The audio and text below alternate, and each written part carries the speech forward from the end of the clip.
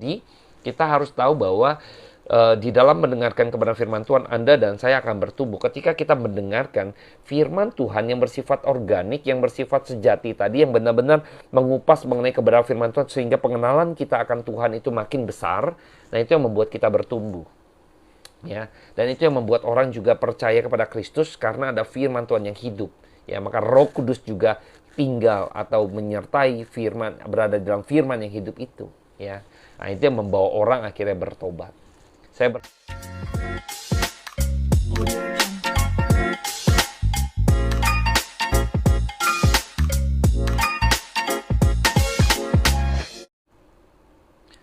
Shalom, selamat malam rekan-rekan sekalian. Kembali pada malam ini kita berkesempatan untuk bertatap muka secara online saja gitu ya. Dan kita juga boleh kembali menikmati kopi hangat kita pada malam hari ini. Kita tetap ngopi di rumah saja. Saya sudah, seperti biasanya ya, saya sudah siapkan kopi saya gitu ya. Kita akan seruput dulu buat teman-teman bikin kopi di rumah. Kita seruput dulu kopinya sebelum kita mulai pembelajaran firman Tuhan pada malam hari ini.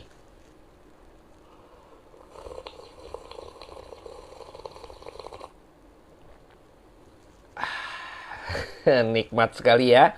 Jadi saya berharap teman-teman juga bisa terus ngopi, bikin di rumah saja, dan kita pada malam hari ini akan terus kembali pembelajaran firman Tuhan yang akan saya coba sampaikan peristiwa mengenai Petrus dan Kornelius, di balik peristiwa yang mungkin hari ini pembacaan firmannya agak panjang. Jadi saya akan pecah bagi beberapa bagian per paragraf kita bahas gitu ya, dengan ringan, tapi kita coba mencari makna di balik kisah-kisah yang mungkin kelihatannya sederhana gitu ya, tetapi biarlah pada malam hari ini kita sebagai kaum awam boleh kembali mendapat sebuah pengertian atau kisah yang dibalik peristiwa ini, kisah yang menarik ini untuk dalam kehidupan kita mengenai umat pilihan khususnya gitu ya.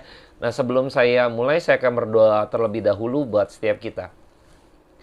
Bapa dalam surga, kami bersyukur karena kuasa daripada firman Tuhan dan pekerjaan Roh Kudus yang boleh terus menuntun dan membimbing setiap kami domba-dombamu untuk tetap mendengarkan kebenaran firman Tuhan.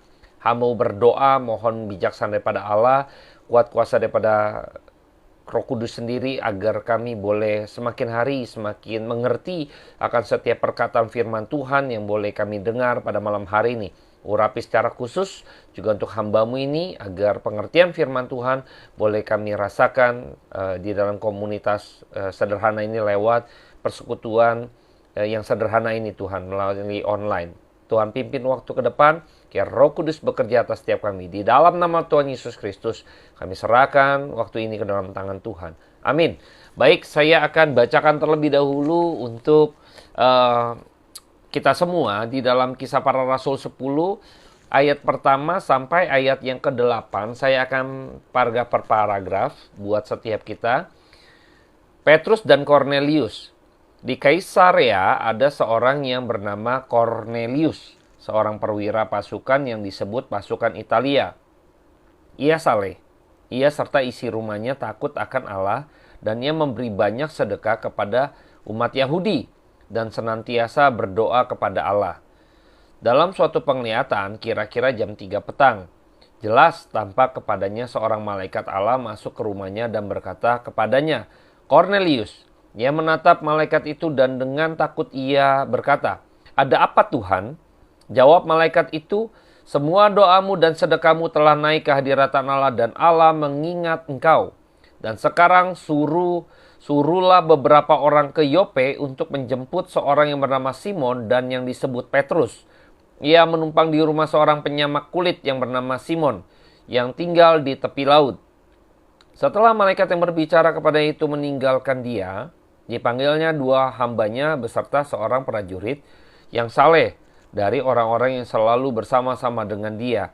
Dan sesudah ia menjelaskan segala sesuatu kepada mereka, ia menyuruh mereka ke Yope. Nah, jadi di sini di bagian awal dikisahkan ada seorang perwira gitu ya, yang namanya Cornelius ya. Jadi ini Cornelius non-Yahudi ceritanya gitu ya. Di dalam kisah ini emang Cornelius bukan orang Yahudi.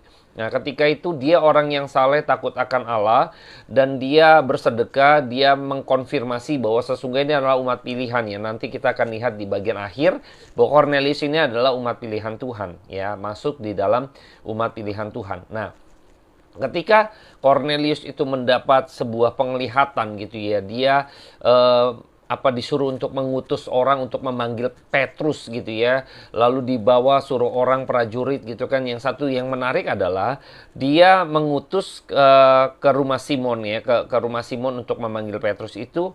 Dia panggil 2 orang hambanya beserta seorang prajurit yang saleh ya, yang selalu bersama-sama dengan dia. Nah, ini penting juga ya, karena nanti ada kaitannya bahwa ketika datang ke Petrus lalu mengkonfirmasi ya, ini jadi mendapat sebuah garis gitu ya, berita gitu ya, pesan yang terkonfirmasi dengan baik gitu ya, ini dari Allah gitu ya. Nah, kita coba melihat lagi di bagian kedua gitu ya, di ayat ke-9 sampai ayatnya yang ke-16 saya akan bacakan buat setiap kita. Keesokan harinya ketika ketiga orang itu berada dalam perjalanan dan sudah dekat kota Yope, kira-kira pukul 12 tengah hari, naiklah Petrus ke atas rumah untuk berdoa. Ia merasa lapar dan ingin makan, tetapi sementara makanan disediakan, tiba-tiba rohnya diliputi kuasa ilahi. Tampak olehnya langit terbuka dan turunlah suatu benda berbentuk kain lebar yang bergantung pada keempat sudutnya, yang diturunkan ke tanah. Di dalamnya terdapat berbagai jenis binatang berkaki 4, binatang menjalar dan burung. Kedengaran olehnya suatu suara yang berkata, "Bangunlah hai Petrus, sembelilah dan makanlah." Tetapi Petrus menjawab, "Tidak Tuhan, tidak. Sebab aku belum pernah makan sesuatu yang haram dan yang tidak tahir." Kedengaran pula untuk kedua kalinya suara yang berkata kepadanya, "Apa yang dinyatakan halal oleh Allah tidak boleh engkau nyatakan haram." Hal ini terjadi sampai 3 kali. Dan segera sesudah itu terangkatlah benda itu ke langit. Nah, jadi pada waktu besoknya ketiga orang yang utusan dari Cornelius ini ke Yope gitu ya. Nah, kira-kira jam 12 ya. Petrus lapar, dia berdoa lalu sambil menunggu makanannya lalu dia mendapat penglihatan gitu ya. Jadi makanan ya meja besar ada makanannya, lalu dia melihat di situ makanan yang dihidangkan haram gitu ya, dan tidak tahir, najis dan lain sebagainya. Lalu Petrus menolak untuk makan. Ya, Tuhan suruh makan, tapi Petrus menolak karena dia pikir ini makanan haram gitu ya, ini najis dan lain sebagainya. Dia tidak mau. Tapi mimpi itu, penglihatan itu datang 3 kali ya. Ini berarti ada sesuatu pesan yang Tuhan inginkan untuk yang mau dikerjakan oleh Petrus. Nah, ini Petrus sebagai rasul gitu ya, ini juga butuh kepekaan rohani dalam hidup kita juga. Kita harus tahu bahwa yang terjadi dalam hidup kita gitu ya. Saya nggak bicara nanti mimpi dan lain sebagainya. Yang terjadi dalam hidup kita, kalau kita peka itu ada maksud Tuhan di balik itu. Dan kita harus belajar, hidup kita ini memiliki kepekaan yang tajam gitu ya. Nah, kembali lagi di dalam penglihatan ini, Petrus tuh juga masih bingung gitu ya. Dia ini apa maksudnya ya, masih merenungkan. Kita coba lihat di ayat selanjutnya itu 17 sampai 18. Petrus bertanya-tanya di dalam hatinya, apa kiranya arti penglihatan yang telah dilihatnya itu? Sementara itu telah sampai di muka pintu orang-orang yang disuruh oleh Cornelius dan yang berusaha mengetahui di mana rumah Simon. Mereka memanggil seorang dan bertanya, apakah Simon yang disebut Petrus ada menumpang di rumah ini? Waktu Petrus pikirkan, renungkan, ini maksudnya apa penglihatan ini ya, mengenai makan gitu kan, terus kok haram, terus kok Tuhan suruh saya makan. Tiba-tiba utusan dari Cornelius itu datang ya, udah nyampe maksudnya. Jadi di sini ada satu, ketika dalam kebimbangan gitu ya, Tuhan juga ingin meneguhkan pimpinannya gitu ya. Jadi Petrus ini di dalam masih dalam pemikirannya gitu untuk mengetahui maksudnya pada Tuhan. Lalu Tuhan utus 3 orang ini yang sudah sebelumnya dari Cornelius. Tuhan mau mencoba menyampaikan pesan ini terkonfirmasi dengan baik sehingga tidak salah tangkap, kira-kira gitu ya. Petrus ini juga tidak mau salah asal-asalan dalam memberikan apa ya, tanda petik ya, menafsir penglihatannya gitu ya. Dia menunggu untuk mengkonfirmasi gitu ya. Tuhan coba untuk memberikan apa ya, peneguhan gitu ya, akan pimpinannya gitu. Tuhan akan menyertai setiap kita gitu ya, orang yang percaya ya. Bukan hanya Petrus saja ya. Setiap kita orang yang percaya, Tuhan akan meneguhkan pimpinan dia gitu ya. Dan kita akan lihat peristiwa Petrus ini. Kita lanjutkan lagi di dalam ayat 19 sampai 23. Dan ketika Petrus sedang berpikir tentang penglihatan itu, berkatalah Roh, ada 3 orang mencari engkau. Bangunlah, turunlah ke bawah dan berangkatlah bersama-sama dengan mereka. Jangan bimbang, sebab aku yang menyuruh mereka kemari. Nah, Tuhan bilang ya. Lalu turunlah Petrus ke bawah dan berkata kepada orang-orang itu, akulah yang kamu cari. Apakah maksud kedatangan kamu? Jawab mereka, Kornelius seorang perwira yang tulus hati dan takut akan Allah, yang terkenal baik di antara seluruh bangsa Yahudi, telah menerima pernyataan Allah dengan perantara seorang malaikat kudus, supaya membangunkan kau ke rumahnya dan mendengar apa yang akan kau katakan. Mengundang ya, bukan membangun, sorry. Supaya ia mengundang engkau ke rumahnya dan mendengar apa yang akan kau katakan. Ayat 23. Ia mempersilakan mereka untuk bermalam di situ. Keesokan harinya ia bangun dan berangkat bersama-sama dengan mereka, dan beberapa saudara dari Yope menyertai dia. Jadi pada waktu itu Petrus lagi bimbang, lagi berpikir, merenungkan apa maksud Tuhan dari penglihatan ini. Lalu Tuhan teguhkan lewat 3 orang ini datang bercerita bagaimana dia ini disuruh oleh Kornelius, dia yang terkenal baik, dia kasih tahu profil daripada Kornelius dengan etikat yang baik karena tahu bahwa ini non-Yahudi gitu ya. Jadi yang saleh ini ada gitu kan untuk menyampaikan juga karena ada maksud baik daripada Kornelius ya, karena juga disuruh daripada Tuhan, maka Tuhan akan pakai orang-orang yang juga dipimpin oleh Tuhan itu orang-orang yang gak sembarangan juga gitu ya untuk mengkonfirmasi tentang pimpinannya. Maka ada utusan yang saleh tadi gitu ya. Saya melihat di sini ada bagaimana rencana Tuhan yang begitu agung, maka ada orang-orang yang akan membawa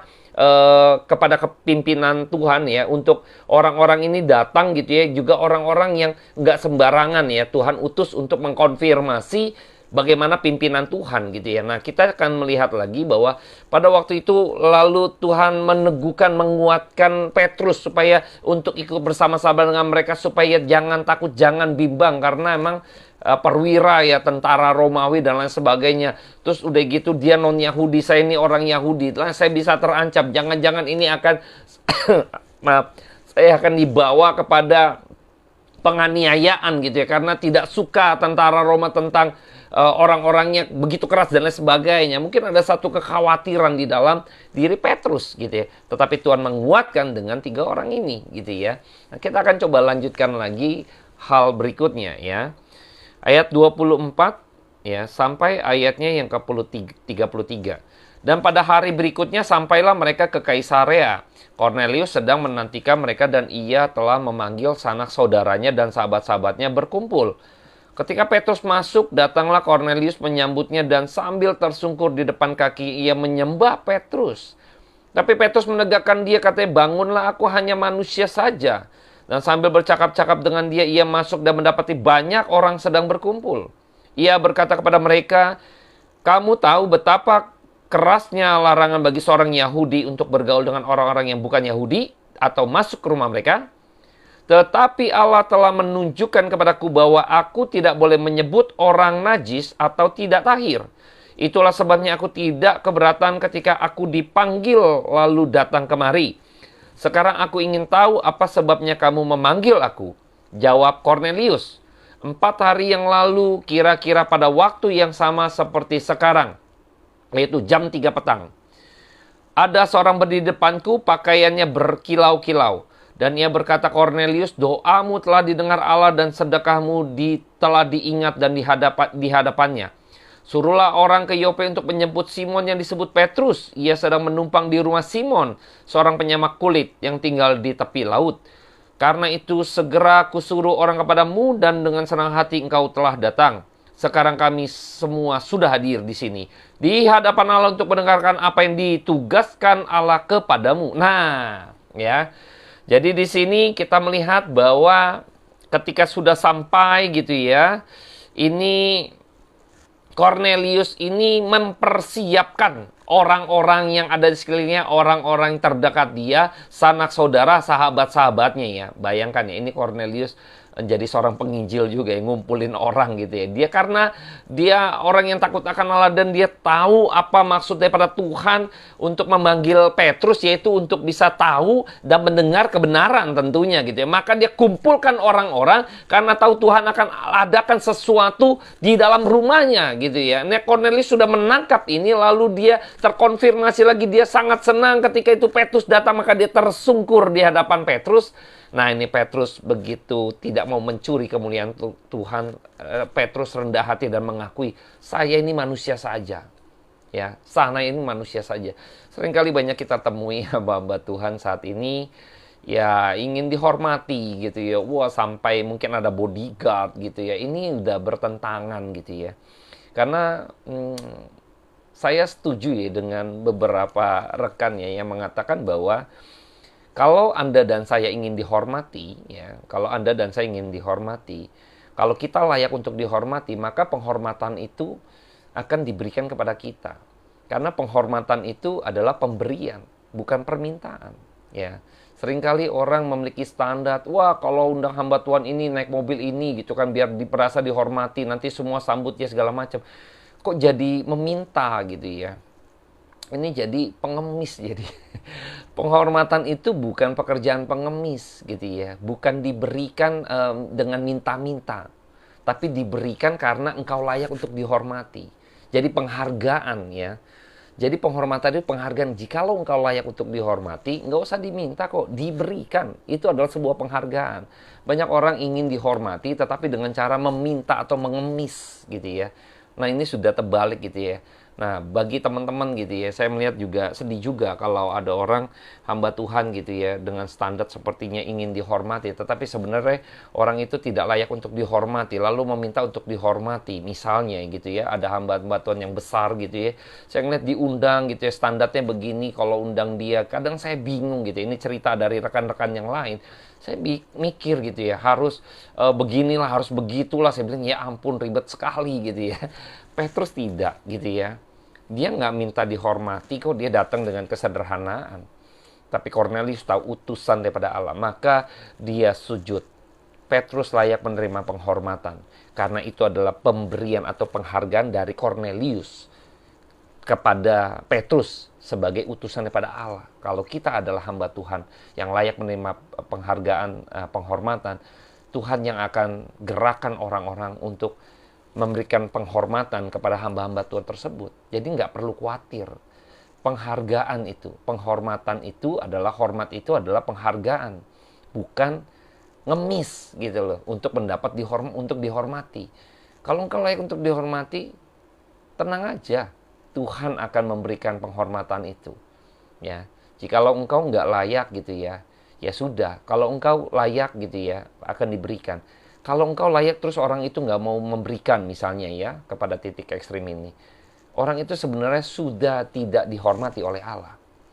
Anda dan saya, kalau Anda layak untuk dihormati, lalu ada orang yang tidak memberikan penghormatan, bahkan mencela atau menghujat Bapak Ibu gitu ya misalnya ya, tenang aja, itu adalah orang yang sudah justru Tuhan sudah kucilkan dia, tanda petik gitu. Artinya dia sudah, sebenarnya dia tidak menghargai dirinya sendiri. Dia sedang menghina dirinya sendiri gitu loh. Jadi tenang aja orang-orang kayak gitu ya. Jadi jangan pernah kita ini mengemis untuk dihormati ya. Karena penghormatan atau hormat itu diberikan kepada seseorang karena dia memberikan itu kepada kita sebuah penghargaan, pemberian ya. Saya lanjutkan kembali. Saya melihat juga bahwa waktu Cornelius juga bercerita, ini kan kisahnya Petrus mengkonfirmasi dari mimpi dia, ini seperti ini datang orang gitu ya. Terus dari cerita Cornelius, Akhirnya dia tahu nih, udah dapat serpihan-serpihan pimpinan-pimpinan Tuhan, seperti puzzle-puzzle yang akhirnya dia coba rangkai gitu ya. Nah, di bagian berikutnya kita akan melihat bagaimana akhirnya Petrus menangkap pimpinan daripada Tuhan di dalam bagian ini ya. Saya akan bacakan kembali. Ini udah kumpulin orang luar biasa ya, Cornelius ya. Kisah Para Rasul 10 ayatnya yang ke-34 sekarang saya akan bacakan sampai ayat ke-43. Lalu mulailah Petrus berbicara, katanya, sesungguhnya aku telah mengerti ya. Jadi kan mereka kumpul untuk mendengarkan firman Tuhan, sebenarnya apa yang Petrus akan katakan ya. Lalu mulailah Petrus berbicara, katanya, sesungguhnya aku telah mengerti bahwa Allah tidak membedakan orang. Nah ya, tidak membedakan orang. Ini bicara nanti umat pilihan, Yahudi non-Yahudi. Setiap orang dari bangsa manapun yang takut akan Dia dan yang mengamalkan kebenaran berkenan kepadanya. Itulah firman yang Ia sampaikan kepada orang-orang Israel, yaitu firman yang memberitakan damai sejahtera oleh Yesus Kristus, yang adalah Tuhan dari semua orang. Kamu tahu tentang segala sesuatu yang terjadi di seluruh tanah Yudea, mulai dari Galilea sesudah baptisan yang diberitakan oleh Yohanes, yaitu tentang Yesus dari Nazaret, bagaimana Allah mengurapi Dia dengan Roh Kudus dan kuat kuasa. Dia yang berjalan berkeliling sambil berbuat baik dan menyembuhkan semua orang yang dikuasai iblis, sebab Allah menyertai Dia. Dan kami adalah saksi dari segala sesuatu yang diperbuatnya di tanah Yudea maupun di Yerusalem. Dan mereka telah membunuh Dia dan menggantung Dia pada kayu salib. Yesus itu telah dibangkitkan Allah pada hari yang ketiga. Dan Allah berkenan bahwa Ia menampakkan diri, bukan kepada seluruh bangsa, tetapi kepada saksi-saksi yang sebelumnya telah ditunjukkan oleh Allah, yaitu kepada kami yang telah makan dan minum bersama-sama dengan Dia. Setelah Ia bangkit dari antara orang mati, dan Ia telah menugaskan kami memberitakan kepada seluruh bangsa dan bersaksi bahwa Dialah yang ditetapkan Allah menjadi hakim atas orang-orang hidup dan orang-orang mati. Tentang Dialah semua nabi bersaksi bahwa barang siapa percaya kepadanya, ia akan mendapatkan pengampunan dosa karena namanya. Nah, Petrus berkhotbah ya, di sini tahu ya. Petrus memberitakan Injil, berita mengenai kabar baik, mengenai pendamaian di dalam Kristus. Ini Petrus sudah mengetahui rangkaian daripada yang tadi penglihatan tadi. Maka dia tahu sekarang bahwa Tuhan tidak membeda-bedakan orang. Seringkali kita melihat bahwa orang ini bukan orang pilihan karena warna kulitnya hitam. Karena keturunannya bukan keturunan, misalnya gitu ya, keturunan kulit putih, gitu kan. Udah rasis. Dia dari keturunan ini, nggak mungkin dia adalah umat pilihan. Dia latar belakangnya ini, dia bukan umat pilihan. Ya, jadi kadang kita seringkali yang menentukan, padahal siapa kita? Kita di manusia berdosa. Kita seolah-olah menjadi Tuhan. Ya, menjadi Tuhan. Nggak usah injilin orang itu, percuma. Dia itu bukan umat pilihan. Karena dia lain asalnya dari saya. Dia lain itu asalnya dari saya dan latar belakangnya beda sekali gitu ya. Wah, nih orang tuanya begini-gini. Dia bukan umat pilihan. Nggak usah nginjilin anaknya gitu ya. Wah, ini seringkali kita yang kita yang menentukan siapa yang umat pilihan, siapa yang bukan umat pilihan. Ini kita keterlaluan ya kalau orang-orang seperti ini ya. Jadi saya pikir kalau kita nggak boleh begitu gitu ya, sampai di akhir ujung hayatnya baru kita mengetahui ya. Kalau di dalam kehidupan yang ada sementara ini kita nggak bisa menjudge orang bahwa dia umat pilihan atau tidak. Tapi dalam pelayanan kita perlu hati-hati ya, hati-hati jangan sampai kita menginjil dengan tidak bijaksana gitu maksud saya ya. Tapi kita harus memberitakan Injil kepada orang-orang yang juga bukan Tuhan tidak membeda-bedakan. Jadi sama seperti Petrus, bukan Yahudi yang tadi dianggap haram, yang tadi mimpinya dia tahu, penglihatannya dia tahu, makanan haram, makanan najis, apa yang Tuhan bilang boleh gitu kan, yang menentukan itu haram atau najis itu Tuhan. Artinya di dalam umat pilihan pun yang menentukan itu Tuhan. Karena seringkali berpatok kepada orang yang keturunan Yahudi. Keselamatan ini bukan milik eksklusif bangsa Israel atau orang-orang Yahudi. Bukan. Ya di sini Petrus mendapat pimpinan daripada dia tahu itu, gitu ya, bahwa Tuhan tidak membeda-bedakan orang. Wah, di sini kita menjadi semangat bahwa keselamatan dari dalam Kristus itu untuk semua orang. Ya, kita mau fight sekarang untuk memberitakan Injil, karena di luar sana mungkin orang-orang, mungkin sanak saudara kita yang mungkin latar belakang berbeda gitu ya, kita bisa injilin. Karena apa? Disitulah kita tahu bahwa Tuhan tidak membeda-bedakan orang. Di situ ada peluang bagi kita untuk kita memberitakan Injil kepada mereka. Gitu ya. Mari kita semangat untuk memberitakan Injil. Nah, di bagian pemberitaan Injil ini, Petrus menyampaikan isi daripada khotbahnya itu mengenai Yesus yang dibaptis, yang diurapi Tuhan, disertai Allah, Yesus yang melakukan hal dalam perjalanan, Yesus yang melakukan banyak kesembuhan-kesembuhan yang terkait dengan melepaskan daripada iblis. Nah, ini penting sekali gitu ya. Perhatikan ya, saya akan coba highlight gitu kan. Di ayat 38, yaitu tentang Yesus dari Nazaret, bagaimana Allah mengurapi dia dengan Roh Kudus dan kuat kuasa, dia berjalan keliling sambil berbuat baik dan menyembuhkan semua orang yang dikuasai iblis. Ya, menyembuhkan orang yang dikuasai oleh iblis, oleh roh jahat. Ini penekanan daripada Petrus. Ya, artinya setiap kali ada kesembuhan itu terjadi karena ada maksud daripada Tuhan dalam pekerjaan mukjizatnya. Itu apa? Melepaskan manusia berdosa dari kuk binasa, yang kuk dosa gitu ya, yang terpenjara oleh karena dosa gitu, yang tidak bisa berbuat apa-apa, maka dilepaskan dari perbudakan dosa. Makanya manusia dilepaskan daripada iblis. Nah, ini dia ya, menarik ya. Jadi Petrus membicarakan pokoknya mukjizat segala macam sebagai sesuatu yang akan diarahkan kepada pemberitaan Kristus sebagai pribadi yang mampu melepaskan manusia yang harus ya binasa, harus akhirnya memperoleh hidup. Wah, ini menarik ya. Nah, Petrus juga singgung mengenai bagaimana Yesus diserahkan dan dimati di atas kayu salib gitu ya. Lalu Tuhan berkenan kenaikan Kristus. Jadi perjalanan Kristus, kehidupan Kristus, kematian Kristus, kebangkitan Kristus waktu dia menampakkan diri. Ini semua dirangkum oleh Petrus di dalam khotbahnya gitu ya. Ini menarik sekali ya. Saya nggak bahas begitu detail khotbah Petrus yang menarik ini ya. Tapi saya melihat bahwa Petrus ingin menyampaikan apa yang dia beritakan adalah selalu berorientasi pada Kristus. Kristus, Kristus, Kristus, Kristus.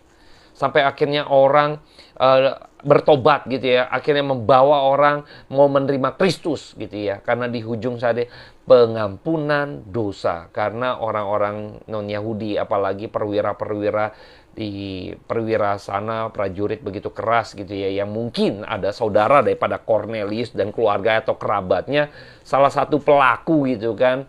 Tetapi Petrus berani menyampaikan kebenaran firman Tuhan ya, mengenai Kristus yang disalibkan gitu ya. Padahal mungkin itu adalah lingkungan daripada keluarga atau orang-orang Cornelius gitu ya, yang mungkin salah satunya gitu kan, atau kerabat yang jauh dan lain sebagainya, yang berbagian di dalam menyerahkan atau menyalibkan Kristus gitu ya.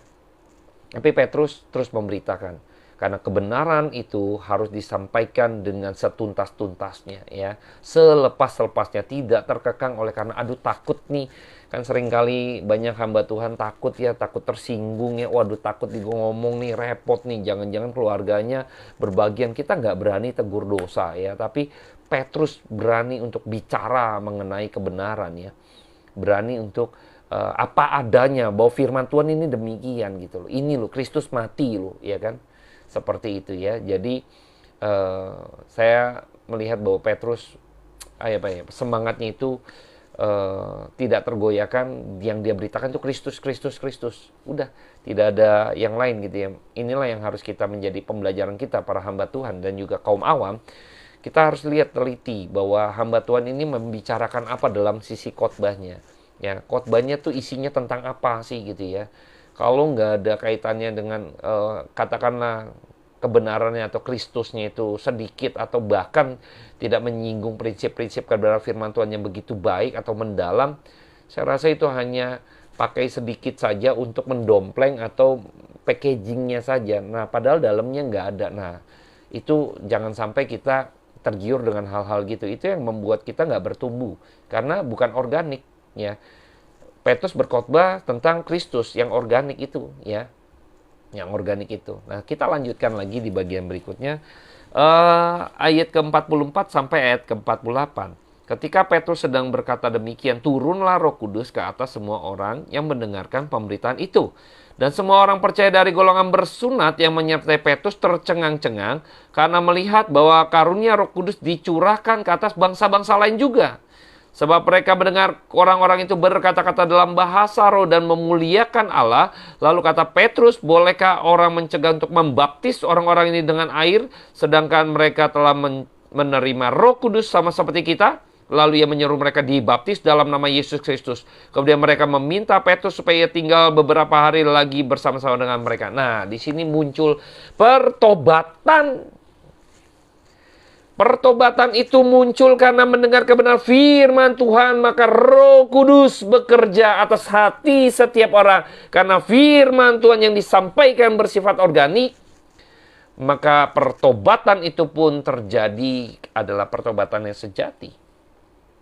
Karena Roh Kudus bekerja atas firman yang hidup, maka Roh Kudus bekerja. Seringkali banyak orang